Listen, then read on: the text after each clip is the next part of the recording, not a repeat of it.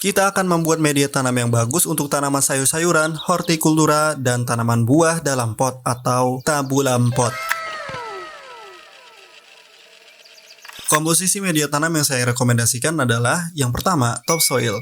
Topsoil adalah tanah lapisan paling atas. Topsoil ini saya dapatkan dari bawah hutan bambu di pemakaman umum. Kalau di daerah saya, pemakaman umum itu milik warga setempat atau tanah wakaf.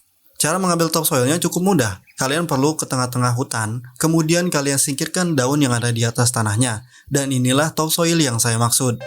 Teksturnya gembur, warnanya gelap, dan suhunya cenderung dingin. Ya, mungkin ini karena di bawah pepohonan, jadinya dingin. Yang kedua, kompos. Kompos yang saya gunakan adalah berbahan dasar kue kambing. Kalian bisa pakai kompos apa aja, yang penting ada komposnya.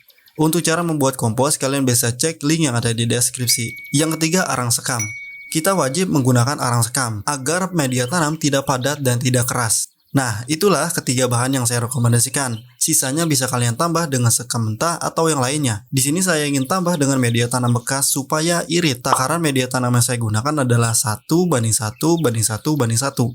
Jadi, topsoil 1 bagian, kompos 1 bagian, arang sekam 1 bagian, dan media tanam bekas 1 bagian. Sekarang kita campur semua komposisi media tanamnya. Dan kita aduk-aduk sampai benar-benar rata. Kalau ada tanah yang menggumpal, maka silakan dihancurkan saja. Dan kalau ada bebatuan, silakan disingkirkan saja. Karena saya menggunakan media tanam bekas juga, jadi saya perlu menambahkan kapur dolomit supaya pH media tanam ini bisa naik. Oh iya, kapur dolomit itu tidak selamanya berwarna putih ya. Kadang juga ada yang berwarna kecoklatan atau sedikit krem seperti yang saya pakai ini. Kita gunakan kapur dolomit secukupnya saja. Saya tidak punya takaran yang pasti, tapi saya hanya mengira-ngira saja. Setelah media tanam sudah diaduk rata, kita bisa langsung masukkan ke dalam polybag atau pot. Rekomendasi ukuran polybag dari saya untuk tanaman cabai, tomat rampai, terong, dan sejenisnya minimal ukuran 40 x 40 cm.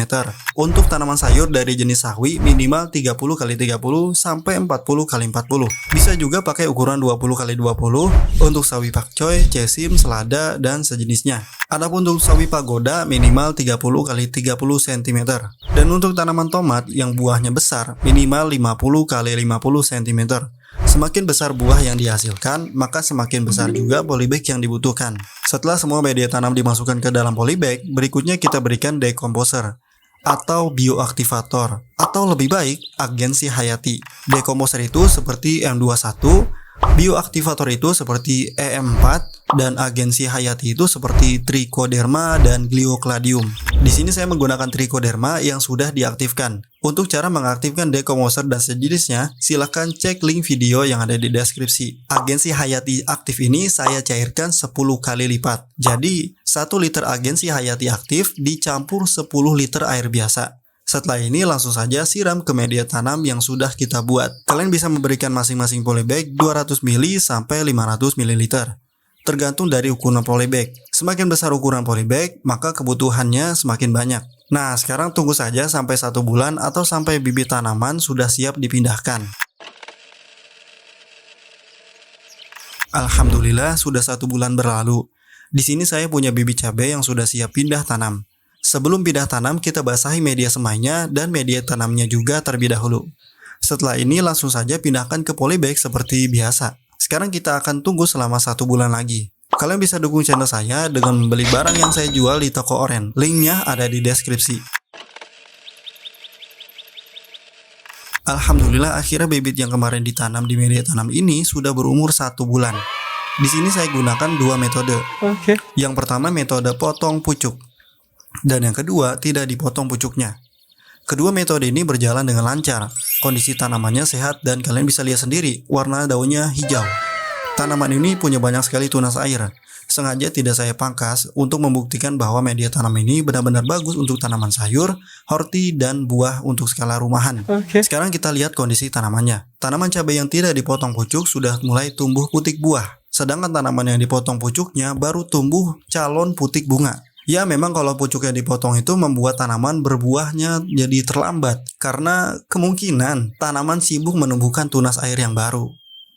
Dan terakhir kita cek kondisi media tanamnya. Kondisi media tanam ini sangat bagus, gembur dan tidak padat. Padahal saya tidak pernah melakukan penggemburan selama prosesnya. Insya Allah video ini akan bersambung ke tutorial menanam cabai rawit di polybag metode organik. Dan video ini juga bersambung ke tutorial cara membuat media semai. Kalian bisa cek deskripsi untuk melihat video-video yang saya rekomendasikan untuk kalian. Baiklah, saya rasa itu saja untuk video kali ini. Kurang lebihnya mohon maaf. Selamat mencoba, selamat menanam. Barakallahu fikum.